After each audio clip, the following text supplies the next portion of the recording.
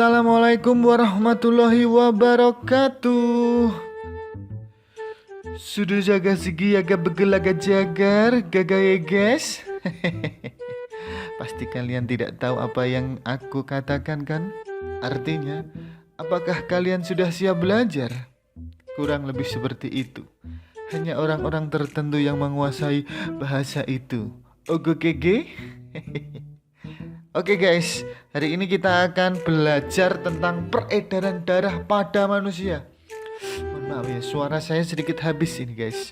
Oke, lanjut saja. Nah, di kesempatan kali ini untuk pertama kali yang kita pelajari adalah bagian-bagian jantung manusia. Bagian untuk peredaran darah. Sehingga kita unboxing ini bagian tubuh manusia. Oke. Nah, untuk nomor 1 ini di sketsa ini adalah bagian paru-paru guys. Untuk yang bagian seperti hati ini ya, di jantung, diibaratkan seperti jantung hati.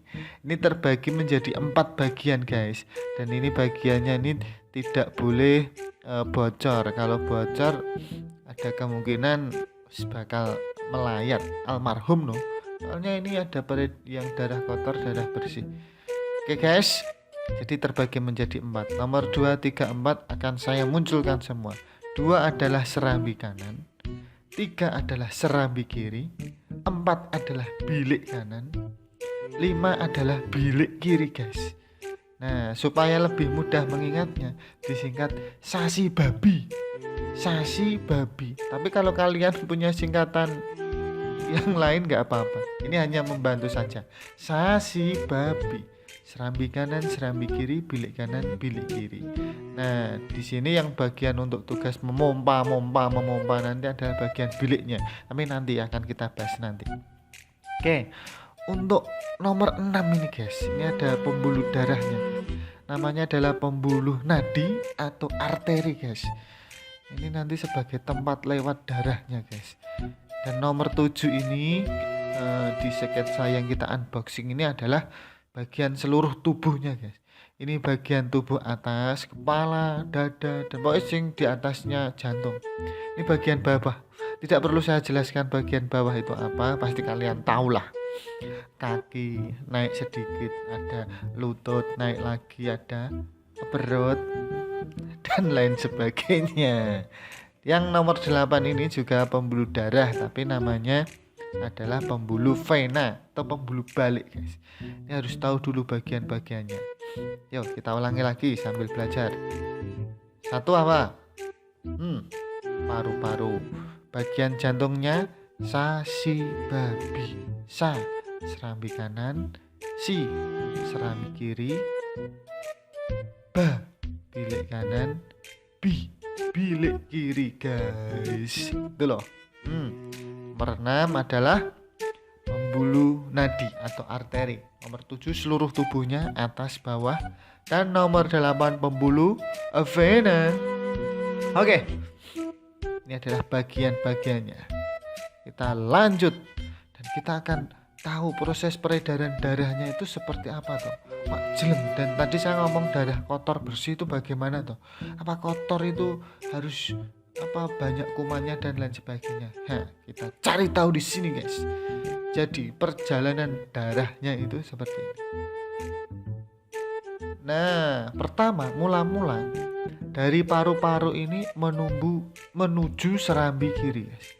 Dari paru-paru menuju serambi kiri. Apa yang dibawa?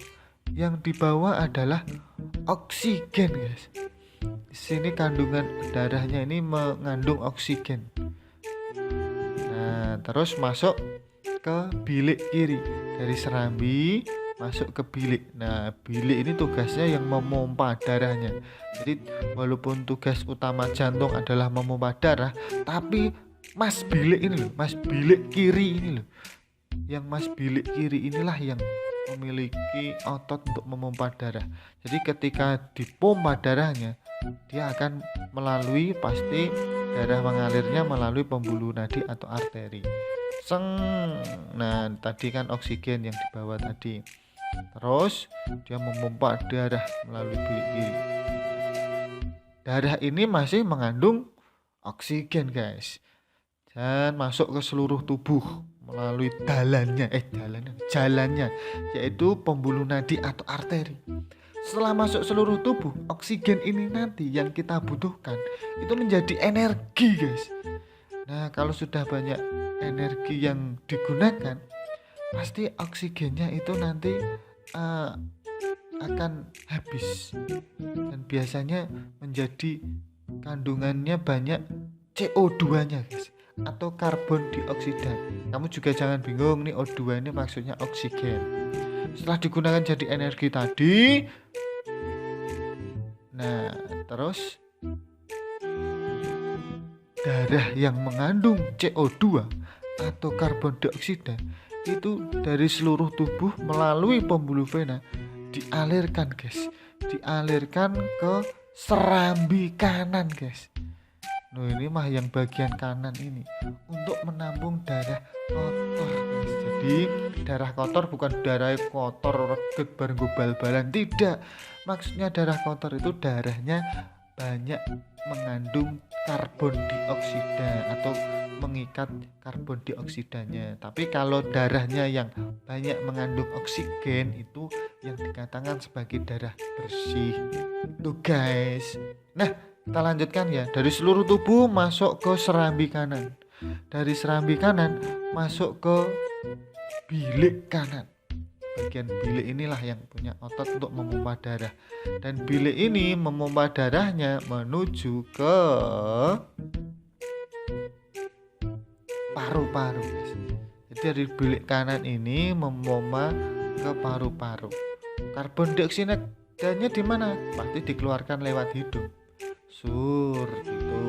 Kemudian balik lagi, tarik napas, dapat oksigen lagi, ke sini lagi. Makanya kalau kita butuh habis olahraga capek itu kan kita butuh oksigen banyak, makanya jantungnya detaknya cepat. Tubuhnya selak butuh oksigen, butuh oksigen banyak ini, cepat bernapasnya, cepat jantungnya detaknya dipercepat. Nah itu, tapi ini prosesnya sangat cepat ya, itu guys. Tuh peredaran darah pada manusia, dan urutannya itu sudah tidak bisa diganggu gugat ya. Kalau dari paru-paru, serambi kiri, bilik kiri menuju ke seluruh tubuh, dari seluruh tubuh menuju serambi kanan, dari serambi kanan ke bilik kanan menuju ke paru-paru, dan itu urutannya sudah tidak enak dalan tol. Dari serambi kiri, wah nanti kesuwen, dari serambi kiri langsung paru-paru, jebal no, balik meneh nggak bisa. Nah, misalkan kalau kamu ditanya urutannya, kalau dimulai dari serambi kanan terus menuju mana, ya pasti menuju bilik kanan. Tidak bisa kesuwen dan langsung bilik kiri, nggak bisa, renek jalan tolnya itu nggak ada.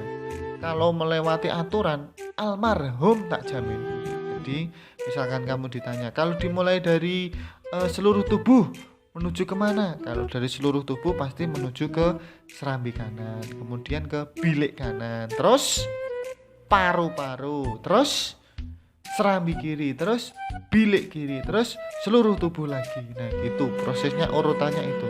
Kalau tak tanya dimulai dari dari bilik kanan menuju ke paru-paru, dari paru-paru menuju ke serambi kiri, begitu terus urutannya. Oke guys, nah itu urutan peredaran darahnya. Nah sini peredaran darah juga terbagi menjadi dua, peredaran darah besar dan peredaran darah kecil guys. Peredaran darah besar dan peredaran darah kecil itu perbedaannya sebetulnya hanya simple. Apa? Nah perhatikan, kalau peredaran darah besar intinya itu adalah melewati seluruh tubuh, dari jantung seluruh tubuh kembali ke jantung. Kalau peredaran darah kecil tidak melewati seluruh tubuh, makanya ini darahnya tidak mengalir di sini, tapi dimulai dari jantung, paru-paru, jantung. Saya ulangi, kalau seluruh tubuh intinya melewati kalau seluruh tubuh. Kalau peredaran darah besar, intinya dari jantung, seluruh tubuh kembali ke jantung. Kalau peredaran darah kecil, dari jantung, paru-paru, jantung. Misalkan kalau membuat peredaran darah besar dari serambi kanan, ya urutannya serambi kanan, bilik kanan, paru-paru, serambi kiri, bilik kiri, menuju seluruh tubuh dulu, baru menuju serambi kanan. Itu. Kalau tadi sudah panjang, kalau hanya sampai bilik kiri bisa tidak? Ya tidak, belum melewati seluruh tubuh. Tuh. Kalau kalau peredaran darah kecil itu misalkan ditanya, kalau dimulai dari serambi kanan, ya serambi kanan, bilik kanan, paru-paru, serambi kiri. Sampai bilik kiri boleh. Kalau mau ke seluruh tubuh kembali ke jantung, nanti jadi peredaran darah besar. Itu guys, simpel kan? Saya ulangi, biar tidak lupa. Peredaran darah besar dari jantung, seluruh tubuh kembali ke jantung. Peredaran darah kecil dari jantung, paru-paru menuju ke jantung. Itu guys yang kita pelajari hari ini. Tetap semangat belajar, tetap bersyukur, dan jangan lupa makan makanan yang bergizi. Apa itu? Aku tidak tahu. Yang penting margi. Oke, assalamualaikum warahmatullahi wabarakatuh. Aga kuku ugu wegis wagaregek. Ada yang tahu?